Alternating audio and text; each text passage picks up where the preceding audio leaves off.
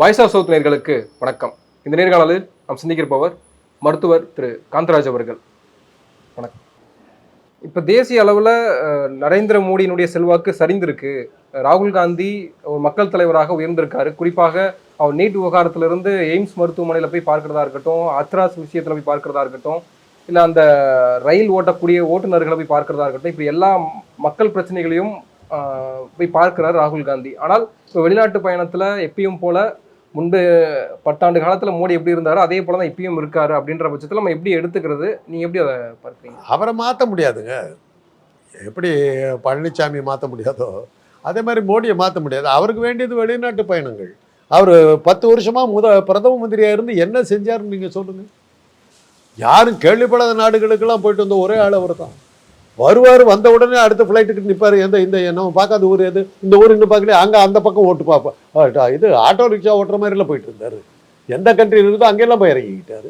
எதுக்கு போனார், என்னத்துக்கு போனார்னு இதுக்கு வரும் தெரியாது. இப்போ ரஷ்யாவுக்கு போனார், என்ன பண்ணார், என்ன ஒப்பந்தங்களை கையெழுத்து போட்டார்?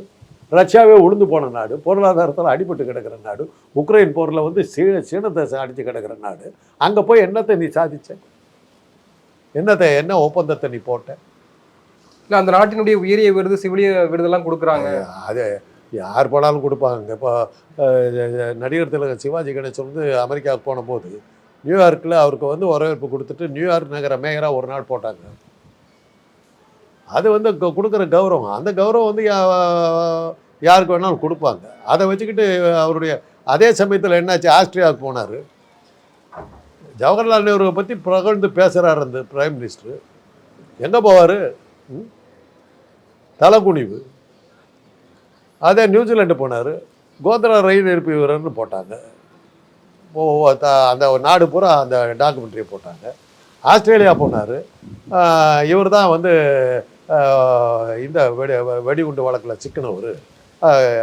ரயில் கோத்ரா மாதிரி இன்னொரு இது பெஸ்ட் பேக்கரி அந்த மாதிரி இதெல்லாம் குஜராத் கலவரத்துக்கு இவர் தான் காரணமானவர். அந்த படத்தை போட்டாங்க. ஃப்ரான்ஸுக்கு போகிறாரு, மணிப்பூர் கலவரத்துக்கு காரணமானவர் இப்போ ஃப்ரான்ஸுக்கு வந்திருக்காருன்னு போட்டாங்க. இன்றைக்கி ஆஸ்திரியா போகிறாரு, பிரதமர் நேரு வாழ்க்கைங்கிறாங்க. என்னங்க இதை விட பதவியில் உட்காந்துக்கிட்டு இந்த கேவலத்தையெல்லாம் அனுபவிச்சுட்டு இருக்கிற ஒரே பிரதமர் இந்திய நாட்டுக்கு. நமக்கும் சேர்ந்து தலைவு உணவுங்க. நம்முடைய பிரதமரை இவ்வளோ இழிவுபடுத்துகிறாங்க. நமக்கு சேர்ந்து தலை குனிவு இல்லை, இந்தியாவுக்கு தலை குனிவால் இருக்குது. இதை யார் பதில் சொல்கிறது? நீங்க தலைக்குடிமைன்னு சொல்றீங்க, ஆனால் மக்களால் தேர்ந்தெடுக்கப்பட்ட ஒரு பிரதமர் தானே அவர். மைனாரிட்டிக்கு மக்களால் தேர்ந்தெடுக்கப்பட்டவர் இல்லைன்னு சொல்லுங்க. எப்படி போயிருக்கிறாரு? போன தடவை நீ இருந்தது என்ன, அதுக்கு முந்தின தடவை இருந்தது என்ன, இப்போ நீ இருக்கிறது என்ன, ஆடிய ஆட்டம் என்ன, பாடிய பாட்டம் என்ன? இப்போ ராகுல் காந்திக்கு எதிராக வந்து பாஜக அதிகமாக அவதூறுகளை பேசுறதை பார்க்க முடியுது. குறிப்பாக வந்து நாடாளுமன்றத்துக்குள்ளேயே அடைச்சி வச்சு நம்ம உதச்சிருக்கணும் ராகுல் காந்தியை, அவர் வந்து இந்து மதத்துக்கு எதிராக பேசிட்டு இருக்காரு தொடர்ந்து அப்படின்னு சொல்லி இழிவுபடுத்திட்டாங்கன்னு கடுமையான குற்றச்சாட்டுகளை பாஜக வைக்கிறாங்க இல்லையா? இப்போ ராகுல் காந்தியை கடுமையான திட்டுறதுக்கும் அந்த கோபமுக்கும் என்ன காரணம் நினைக்கிறீங்க? ஒன்றும் பண்ண முடியல, அதனால அப்படியே போட்டு கிண்டல் பண்ணுறாரு. அப்படியே பேயறிஞ்ச மாதிரி நிற்கிறாரு, பதில் சொல்ல முடியல. ஓம் பிர்லாவுக்கு பாயடைச்சு போய் நிற்கிறாரு. ஒரு சின்ன பொண்ணு பெங்காலிலேருந்து வந்த ஒரு பொண்ணு, ராகுல் காந்தி விடுங்க, அது ஒரு மொய்த்ரா வேணுமோ, அந்த பொண்ணு கேட்ட கேள்விக்கு என்னை வெடி அமிச்சியா, இப்போ எந்த மூஞ்சி வச்சுக்கிட்டு என்னை பார்க்குறேன்னு கேட்டுச்சு. பேயறிஞ்ச மாதிரி நிற்கிறாங்க. என்னத்தை பண்ண முடிஞ்சுது? அந்த பொண்ணு பேச ஆரம்பிச்சு நம்மளை அசிங்கப்படுத்துகிற பொண்ணு மோடி வெளியே ஓடுறாரு. ஏன் பயந்துட்டு ஓடுற? இதை விட என்ன அங்கே கேவலம் இருக்குது? கேட்டாக்கா மோடி பழையபடியே இருக்கிறாருன்னு நீங்கள் எழுதிக்கலாம். என்னவோ ஆயிருக்கிறாருங்கிறத பார்க்கணும்.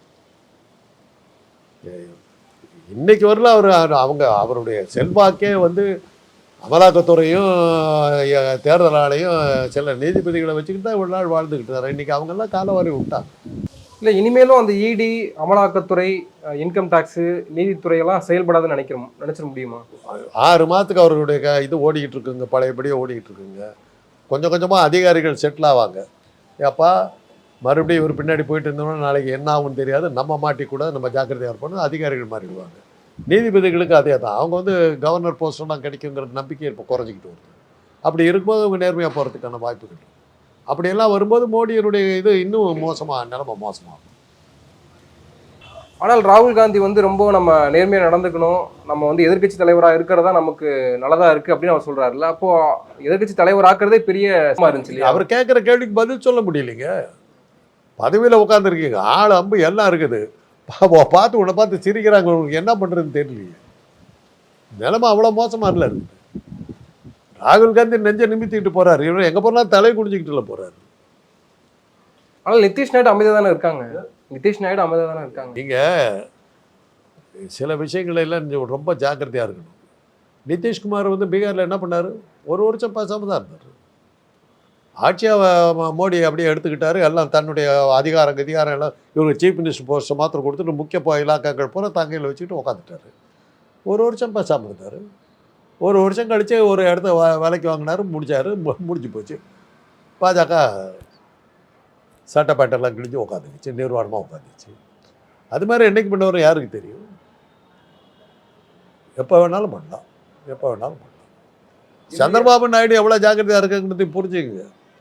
பவன் கல்யாண் ஜெயிச்சு வந்திருக்கிறார், எப்படியும் அவரை வந்து தன்னுடைய வலையில் சிக்க வச்சு அவர் மூலமாக தெலுங்கு தேசம் கட்சியில் இருக்கிற எம்எல்ஏக்களை விலைக்கு வாங்கி சந்திரபாபு நாயுடுவை கவுத்தி நம்ம கைக்குள்ளார கொண்டு வரலாங்கன்னு அவர் மோடி பிளான் பண்ணுவார்னு தெரிஞ்சு பவன் கல்யாணம் கூப்பிட்டு துணை முதலமைச்சர் பதவி கொடுத்து அவருக்கு ஈக்குவலான சேரை போட சொல்லி ஈக்குவலாக உட்கார வச்சுட்டு இப்போ வாயா அப்படின்ட்டாரு.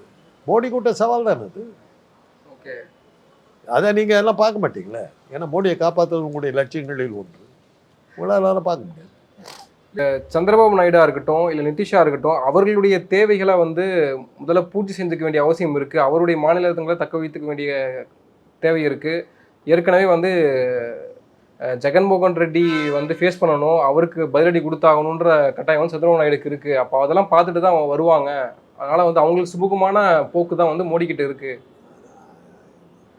அவர் தன்னுடைய பொசிஷன் இப்போதைக்கு பவன் கல்யாண் மூலமாக வரக்கூடிய ஆபத்தை அவர் தடுத்து நிறுத்திட்டார்.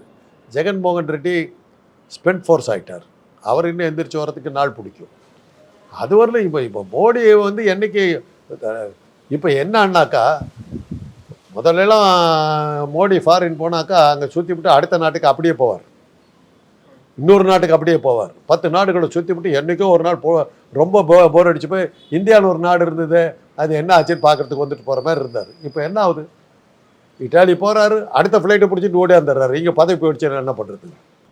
வெளிநாட்டு இருக்கிறதுக்கு தைரியம் இல்லை, அந்த அளவுக்கு பயந்து கிடக்கிறார்.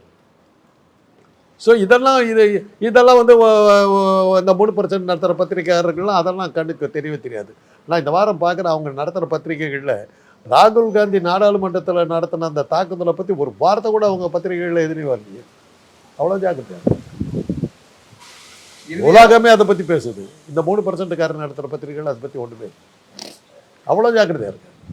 மோடி பின்னடைவு சிந்தித்ததுக்கான ஒரு முக்கிய காரணம், மெஜாரிட்டி பிடிக்காமல் போனது முக்கிய காரணம் வந்து 2 விஷயங்களை சொல்கிறாங்க. ஒன்று வந்து வேலைவாய்ப்பின்மையும் பணவீக்கம் தான். இப்போ வேலைவாய்ப்பின்மை மிகப்பெரிய அளவுக்கு இருக்கிறத பார்க்க முடியுது. குஜராத் மாடல்னு சொன்னாங்க, குஜராத்லேயே மிகப்பெரிய அளவுக்கு ஒரு 4 பொசிஷனுக்கு 100கணக்கான பேர்கள் அடிதடி பட்டு உழுந்து அடிப்படையெல்லாம் பட்டுருக்குது.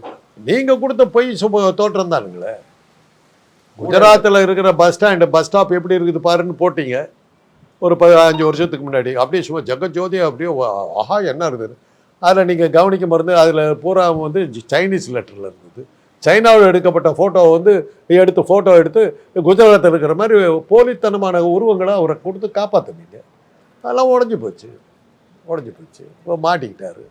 குஜராத்தை உடம்பு பிச்சை எடுக்கிறதுக்கு கூட, பிச்சை போடுறதுக்கு கூட வடநாட்டில் இல்லைன்னு சொல்லி பிச்சை எடுக்கிறதுக்கு வடநாட்டிலேருந்து தமிழ்நாட்டுக்கு வர்றாங்க. பிச்சை எடுக்கிறதுக்கு கூட வடநாட்டில் ஆள் இல்லை, பிச்சை போடுறதுக்கு கூட ஆள் இல்லை. அந்த அளவுக்கு அங்கே போயிட்டுருக்குது. அதுக்கப்புறம் மோடி ஜெயிக்கிறாருனாக்கா யார் காரணம்? எலெக்ஷன் கமிஷனர் தான் காரணம், வேறு யார் காரணம்? இந்த இந்த இந்த இந்த இது கூட எலெக்ஷன் கமிஷன் இல்லைன்னா மோடியை தோற்று போயிருக்காருங்கிறது தான் உண்மை. வாரணாசியில் 4 ரவுண்டில் அவர் பின்னாடி தான் இருந்தார். அப்புறம் 2 மணி நேரம் கவுண்டிங்கை பற்றி எந்த தகவலும் இல்லை. அதுக்கப்புறம் மோடி வெற்றிங்கிறாங்க. இங்கே வானதி சீனிவாசன் ஜெயிச்ச மாதிரி 3:45 மணி வரையிலும் கமலஹாசன் 10,000 ஓட்டு இல்லைட்டிங்க. 4 மணிக்கு வானதி சீனிவாசன் வெற்றி. அப்படி தான் தேர்தல் ஆணையம் இல்லைன்னா இவங்க எங்கே நிற்கிறது? இந்த தடவை பல இடங்களில் கண்ணு குத்தி பாம்பா இருந்ததுனால தான் மைனாரிட்டி அரசாங்கம் மாறிச்சு. இன்னும் கொஞ்சம் இவங்க விழிப்புணர்வு வந்ததுன்னா தேர்தல் ஆணையர் பேண்ட் சட்டையெல்லாம் கிடிச்சு போடுவாங்க. நன்றி, நிறைய விஷயங்களை பகிர்ந்துக்கிட்டீங்க. உங்க நேரத்துக்கு மிக்க நன்றி.